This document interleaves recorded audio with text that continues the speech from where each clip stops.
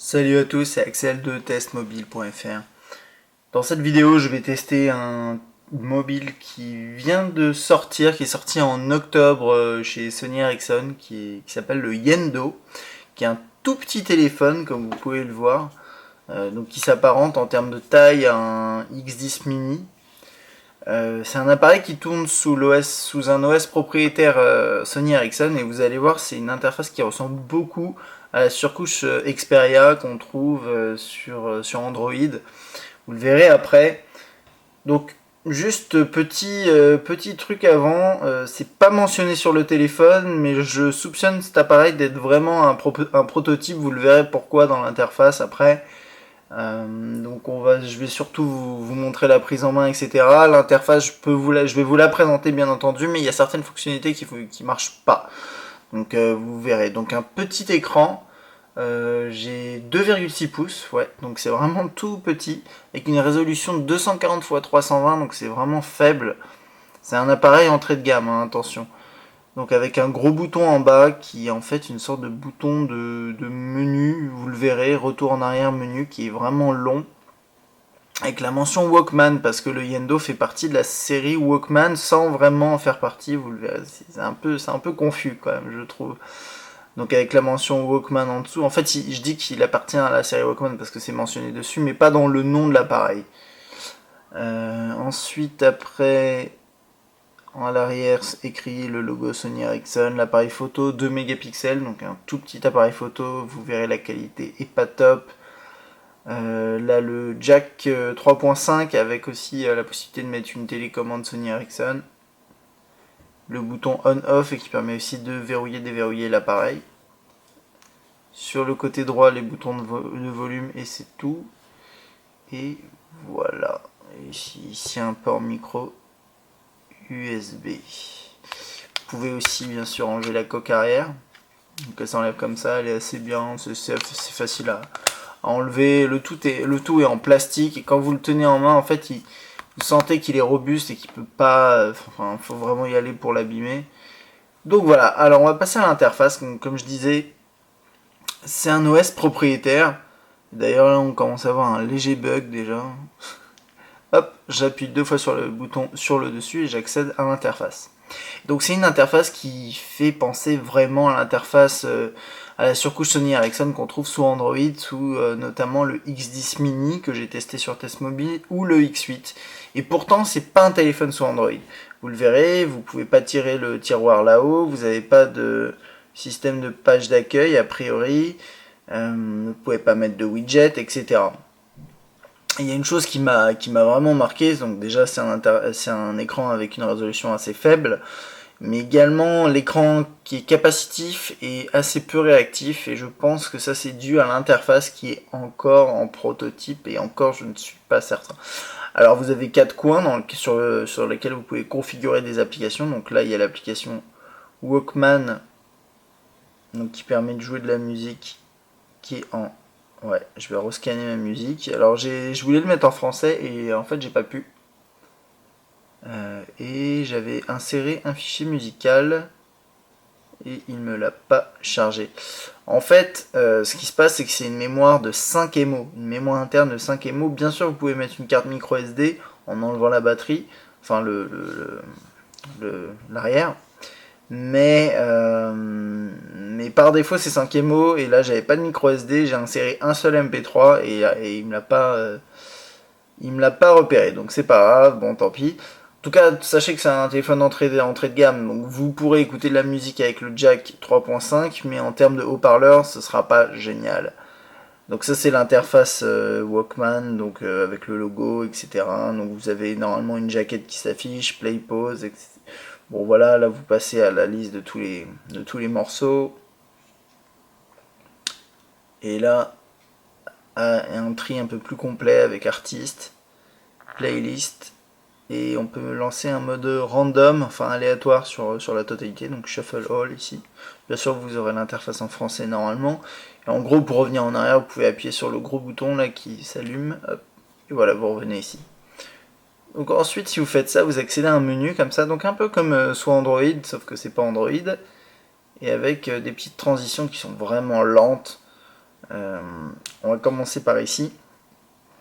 Et vous allez voir, ça va pas se connecter. Je vais vous montrer ce qui se passe. Donc ça, c'est le navigateur web qui est censé fonctionner. Donc navigateur web, quand vous arriverez à le faire fonctionner, je vais vous montrer pourquoi ça marche pas.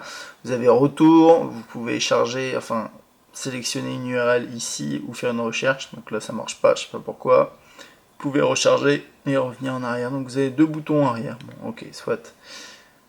Très bien, je vais passer en revue, après je vais vous expliquer pourquoi ça fonctionne pas. Vous avez là le calendrier qui défile comme ça. Vous pouvez rajouter un rendez-vous sur un jour. Donc ça c'est plutôt bien fait, il n'y a pas grand chose à dire, mis à part le défilement qui est un peu galère, mais sinon ça va.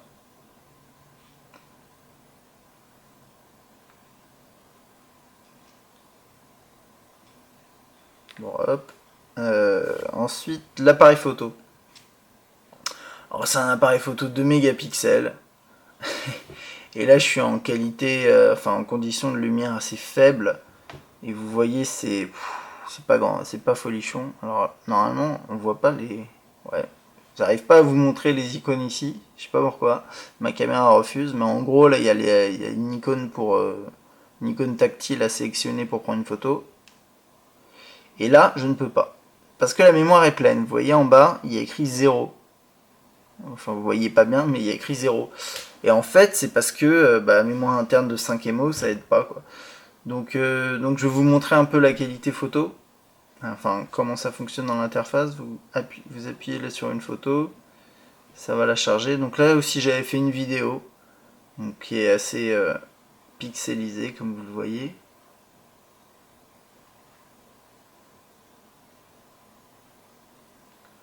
Donc bon, hein, autant vous dire, c'est pas un téléphone qui est fait pour le multimédia. Disons qu'avec 2 mégapixels vous pouvez pas faire grand chose. Là ça c'est une photo, je la mettrai dans l'article sur testmobile.fr, mais bon, c'est pas glorieux. Si vous voulez prendre une photo, bon vous voyez là l'interface est un peu lente, je sais pas pourquoi. Donc là vous voyez pas avec la lumière, mais en gros en haut à gauche vous avez un bouton retour, en bas un bouton pour attribuer la photo à un contact, enfin pour soit l'attribuer à un contact, soit la mettre en fond d'écran, et en bas à droite vous avez un bouton pour la supprimer. Je vais pas la supprimer puisque je vous la réserve, et en haut à droite un bouton pour envoyer la photo, par exemple par email, message MMS, Bluetooth. Voilà. Très bien. Bon, vous voyez, là, il n'y a pas beaucoup de lumière, donc c'est pas terrible. Et pour passer, donc là, c'est pour prendre la photo ici, il n'y a pas d'autofocus et il n'y a pas de flash. Hein. Ensuite, ici, c'est pour passer en mode vidéo. Donc vous avez le temps là-haut, vous avez un bouton en haut à droite pour passer en mode vidéo, enfin, filmer. Et puis, voilà, c'est à peu près tout, quoi. Donc ça c'est pour l'interface. Ensuite quand vous allez dans album, il y a un truc qui me revient là juste un instant par rapport au... en fait je cherchais depuis tout à l'heure. Pour le fait qu'il est dans la série Walkman, en fait je me suis trompé. Il s'appelle Yendo, mais son nom de code entre guillemets, son nom de référence c'est W150. Donc W pour Walkman. Donc oui, le W équivaut à la série Walkman. Donc désolé, je m'étais trompé, c'est effectivement un appareil de la série Walkman. Donc fin de l'aparté, hop. Alors ouais, donc ça c'est pour vous montrer comment ça se passe pour déverrouiller. Il se verrouille rapidement, mais ça c'est une configuration. Donc quand il est verrouillé, vous faites comme ça, vous appuyez une fois sur le bouton là-haut et puis ça le déverrouille, hop. Et donc là normalement, il devrait... Allez, s'il te plaît, ouais. Donc là c'est une feuille blanche, je vous mettrai ça dans le test. Et vous voyez, c'est galère quoi. Voilà. Ça c'est une photo de nuit, c'est pas top. Et ça c'est la vidéo. Tout ça je vous le mettrai, mais vous verrez c'est pas terrible. Donc ça c'était pour la galerie, elle est triée par mois ici. Donc vous verrez si vous avez plusieurs fichiers, vous allez pouvoir défiler. Hop, je reviens en arrière. Vous pouvez prendre des notes, activer la radio FM. Et je vais vous montrer. Radio FM, il y a un petit problème. C'est qu'effectivement il faut connecter ses écouteurs. Alors je me suis dit ok, j'avais pas d'écouteurs fournis pour mon test. Mais j'ai essayé de prendre ceux qui étaient d'autres écouteurs qui font normalement office sans problème d'antenne pour d'autres d'autres appareils. Je l'insère. Et puis il se passe rien quoi. Il me dit toujours qu'il faut connecter des écouteurs. Donc soit c'est un bug parce que c'est un proto, soit il va falloir absolument connecter les écouteurs fournis par Sony Ericsson, ce qui est en soi un peu dommage. Le web, je vais pas pouvoir vous montrer et je vais vous expliquer pourquoi. Donc là, je rentre dans les paramètres. Vous avez Bluetooth. L'appareil fait pas 3G et pas Wi-Fi. Donc niveau connectivité, vous serez connexion, vous serez un peu limité. Bon, ça reste du classique. Et par contre, si vous allez dans... Alors, je crois que c'est dans Mobile Networks. Non, c'est pas là. Faut que je retrouve. Donc là, ça me permet de regarder un peu les... Donc, vous avez vu ici dans Language. Là, j'ai essayé de connecter... Ah oui, Connectivity. Et ensuite, Internet Settings. Et là, c'est comme c'est un modèle proto, j'ai des connection points, des points de connexion qui sont en... J'imagine que c'est du chinois. Je ne sais pas trop. Et ouais, et donc voilà. Et j'ai rajouté le mien, Web SFR en bas. Et quand je le sélectionne pour me connecter, il m'offre les paramètres. Donc je sais pas, en fait, je sais pas trop comment le configurer. Sachez que oui, vous pourrez configurer vos points d'accès. Moi, j'ai pas réussi, ça fonctionne pas. Je pense que c'est juste parce que c'est un proto. Donc voilà, donc ça c'est pour les paramètres. Et ensuite, après, vous pouvez enregistrer votre voix, lire vos vidéos, configurer vos boîtes email. Et j'ai vu qu'il y avait pas mal de services disponibles, ça c'est pas mal. Donc là, il va me demander... Voilà, c'est ce que j'allais dire. Connection point, je reviens en arrière, s'il veut bien. Vous pouvez configurer, ouais, bon ça bug, mais en tout cas, vous avez vu, il y a Gmail, Yahoo, je crois Hotmail, des trucs comme ça, pas mal de services. Puis après, c'est à peu près tout, quoi. Un timer, stopwatch, et 2 jeux qui refusent de se lancer, donc je vais pas les lancer. Donc en gros, c'est un petit téléphone sous OS propriétaire avec des fonctionnalités un peu limitées, je trouve. Pour composer un numéro, c'est comme ça, et ça marche très bien, il n'y a pas de souci. D'ailleurs, allez, on va voir si on peut au moins passer un petit appel. Donc là, vous avez ça. Ok. Pour modifier votre annonce d'accueil, tapez 2. Pour gérer vos options personnelles, bon, voilà, donc ça c'est l'interface pour passer un appel, c'est très classique. Et ici, j'ai oublié de vous montrer, vous avez voilà, les contacts. Vous pouvez ajouter un contact, mettre son nom, son numéro de téléphone. Oups. Le mettre en favori ou non. Voilà. Et il va falloir mettre une photo absolument, donc si vous voulez mettre en favori.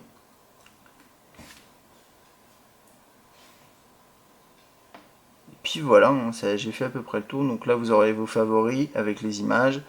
Là, vous avez les contacts, vous pouvez importer ceux qui sont sur la SIM directement. Et ensuite, là, vous pouvez écrire. Alors ouais, je vous ai pas montré, pardon, comment faire pour écrire. C'est un peu la base. Alors, il passe pas en mode paysage. Vous voyez, il y a juste mode portrait.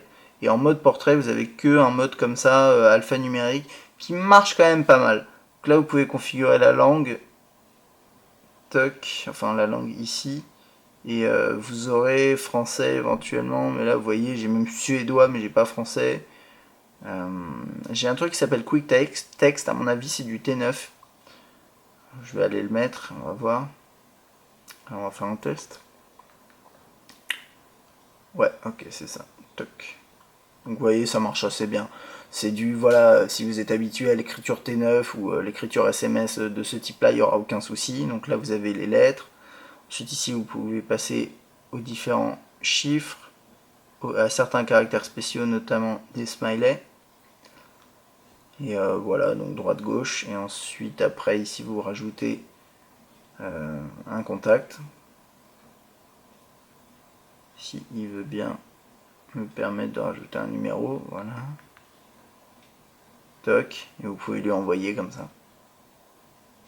Donc ça c'est pas mal, l'interface est propre. C'est relativement réactif, c'est jusque là comme c'est un proto, j'arrive même pas à revenir en arrière. Et là si vous aviez des messages, vous auriez voilà chaque ligne affichée comme ça. Bon, du grand classique hein, sur un mobile.